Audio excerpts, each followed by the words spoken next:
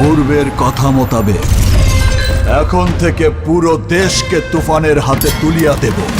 নমস্কার, আমি অনুপ্রিয়া চলে এসেছি আপনাদের প্রিয় বিনোদনের খবর নিয়ে। বাংলার আকাশে বাতাসে এক ভয়ঙ্কর তুফানি ঝড়ের সংকেত মিলেছে দুপুরে।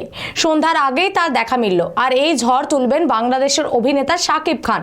তার বহু প্রতীক্ষিত সিনেমায় তুফানের টিজার প্রকাশ্যে এসেছে, যা সত্যি তুফান তুলে দিয়েছে। টিজারে বিধ্বংসী রূপে দেখা গিয়েছে শাকিবকে।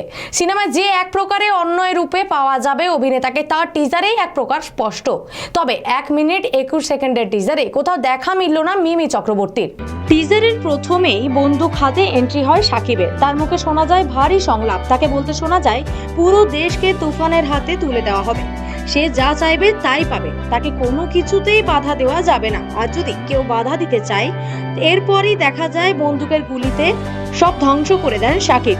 ভিডিও শেষে দেখা মিলেছে চঞ্চল চৌধুরীরও। তবে টিজারে দেখা গেল না মিমিকে, যদিও টিজারটি সোশ্যাল মিডিয়ায় শেয়ার করেছেন অভিনেত্রী। দুই বাংলার যৌথ উদ্যোগে তৈরি হচ্ছে তুফান সিনেমাটি। এই প্রথম বাংলাদেশের সিনেমায় দেখা যাবে মিমিকে। তবে ছবিতে একজন নয়, দুজন নায়িকা। একটাই বিষয় স্পষ্ট যে ত্রিকোণ প্রেমের গল্প বলবে সিনেমাটি। শাকিব ও মিমির সঙ্গে দেখা যাবে বাংলাদেশের অভিনেত্রী মাসুমা রহমান নাবালিকাকে। শোনা গিয়েছে শুধু মিমি নয়, তুফানে দেখা যেতে পারে অভিনেতা যিশু সেনগুপ্তকেও।